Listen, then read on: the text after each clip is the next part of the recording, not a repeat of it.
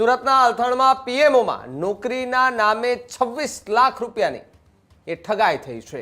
અલથાણની મહિલાને પુત્રની નોકરીની લાલચ આપી અને ઠગાઈ કરવામાં આવી છે। તો સાથે જ ભાજપના સંપર્ક હોવાનું કહી અને ગઠિયાઓએ લાખો રૂપિયા પડાવી લીધા છે। બુલંદશહેરના વિકાસ ત્રિવેદી પર ગંભીર આરોપો અત્યારે જોવા મળી રહ્યા છે। તો બીજી તરફ જો વાત કરવામાં આવે તો જાન્યુઆરીથી એપ્રિલ દરમિયાન 26.8 લાખ રૂપિયા એ ઠગોએ પડાવ્યા છે। નોકરીનો કોઈ લેટર ન મળતા શંકા ઊભી થઈ હતી। શંકા જતા તપાસ કરવામાં આવી અને આ પ્રોસેસમાં છે એમ કહી આરોપીએ દિલાસો જે છે તે આપતા જોવા મળ્યા હતા। તપાસમાં સમગ્ર મામલો એ ઠગાઈનો હોવાનું બહાર આવતા જે વ્યક્તિએ પૈસા આપ્યા હતા તેના પગ નીચેથી જમીન સરકી ગઈ હતી। વિનીતા રાયે અલથાણા પોલીસ સ્ટેશનમાં ફરિયાદ નોંધાવી।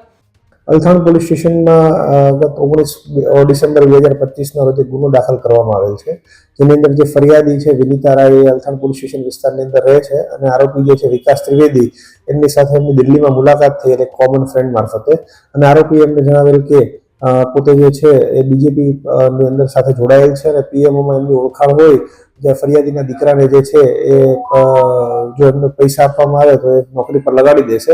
આમ છેલ્લા 1.5 વર્ષની અંદર અલગ અલગ તારીખના રોજ એમણે જે છે કુલ આશરે 26 લાખ રૂપિયા જે છે મેળવી લઈ ફરિયાદીના દીકરાને નોકરી અપાવેલ નથી, જે બાબતે ફરિયાદી આ બાબતે અલથાણ પોલીસ સ્ટેશનમાં અરજી કરતા એમના વિરુદ્ધ ગુનો દાખલ કરવામાં આવ્યો।